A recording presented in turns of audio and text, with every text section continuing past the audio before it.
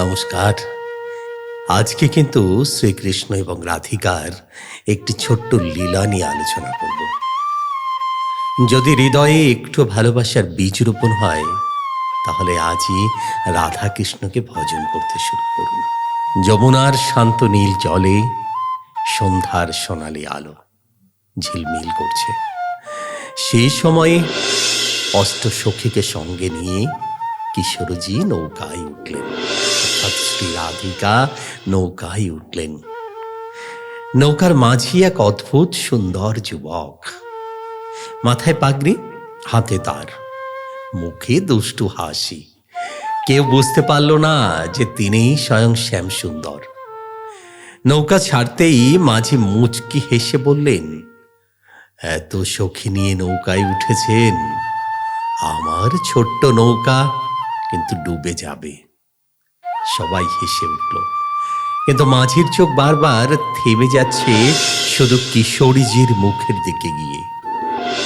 সেই প্রেম ভরা দৃষ্টি দেখে ললিতা আর বিশাখা একে অপরের দিকে তাকিয়ে মৃদু হাসলেন।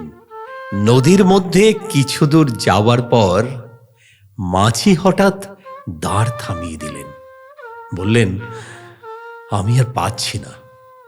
তিনি আরো নাটক করে বললেন, আমি কিন্তু খুব ক্লান্ত হয়ে গেছি। ললিতা বললেন, এটুকুতেই ক্লান্তি? তাহলে পার করবে কিভাবে?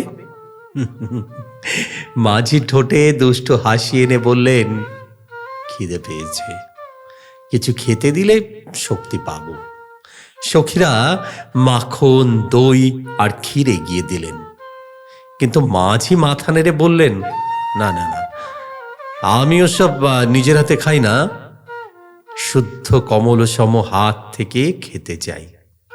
আর এমন হাত তো শুধু এখানে শ্রী রাধিকারই আছে। সবাই হেসে উঠলেন। কিশোরীজি লজ্জায় মুখ নামিয়ে নিলেন। সখীদের জোড়াজুড়িতে তিনি নিজের হাতে মাখন তুলে মাঝিকে খাওয়াতে লাগলেন। নৌকা তখন মাঝ যমুনায়। মাঝি অপলক দৃষ্টিতে তার মুখের দিকে তাকিয়ে রইলেন। যমুনার ঢেউ যেন থেমে গেল। যমুনা অবাক নয়নে সেই দৃশ্য দেখছিল। হঠাৎ আবার মাঝি দাঁড় ফেলে দিয়ে বললেন, এবার মনটাই খারাপ হয়ে গেল। আমার মন শুধু একজনকে দেখলেই ভালো থাকে। বিশাখা মুচকি হেসে বললেন, কাকে দেখতে চাও?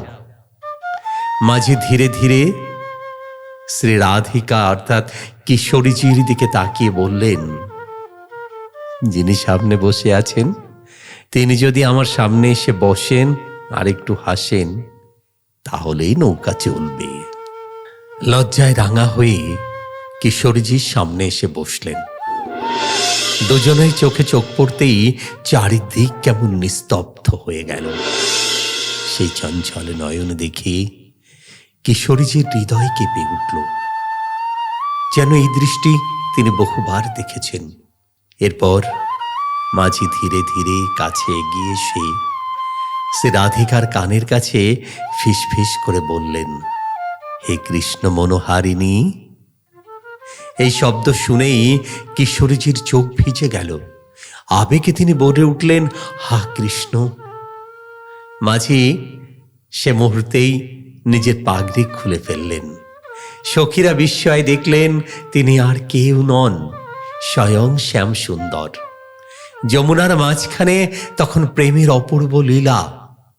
অষ্টসঙ্গী আনন্দে ভরে উঠলেন। আর নৌকার মাঝে যুগল বেহারি একে অপরের দিকে চেয়ে মৃদু হাসতে লাগলেন।